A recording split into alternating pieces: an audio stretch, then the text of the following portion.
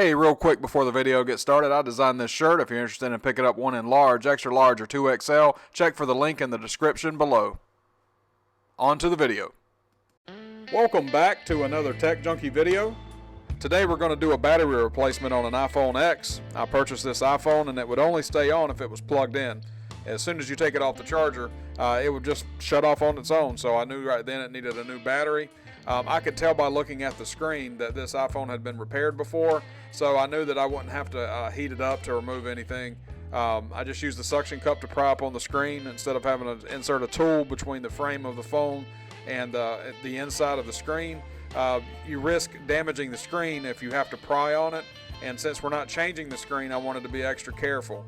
Now, once you get the screen open, you do the same steps as you normally would do for a screen repair to remove the battery, because you have to remove the screen to get to the battery. So normally there's going to be 5 tri-wing screws here, but being that this phone had been repaired before, it was no surprise that some of the screws were missing. So we're going to remove the screws that are in place. They're all tri-wing screws, and set those over to the side so that we can access the connectors for the LCD screen.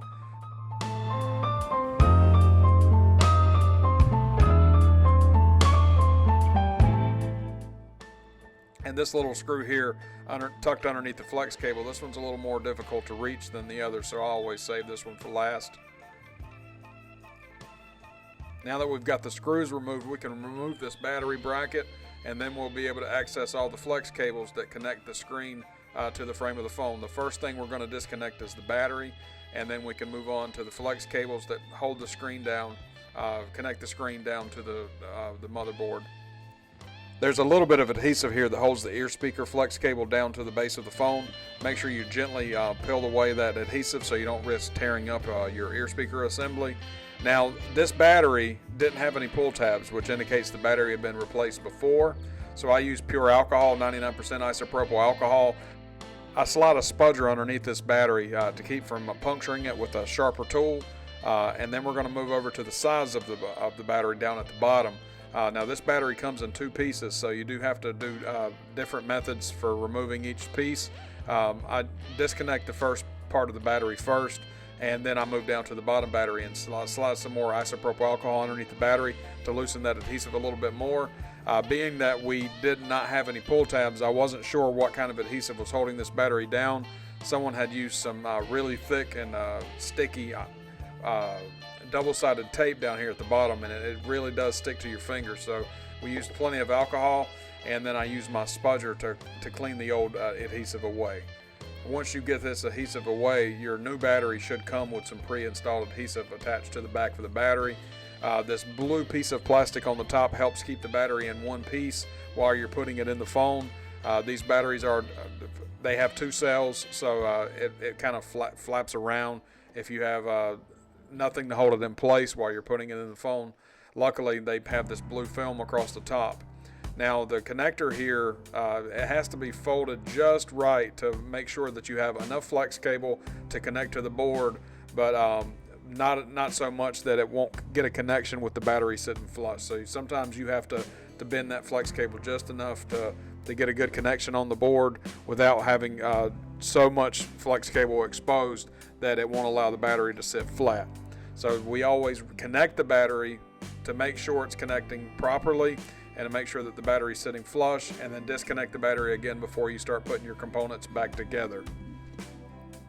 Once the battery is in place and disconnected from the board, you can reattach all of your flex cables for your LCD screen and your ear speaker assembly, which has your Face ID sensor. Make sure you don't plug the battery in here. You don't want to risk frying anything as you're trying to reconnect your flex cables.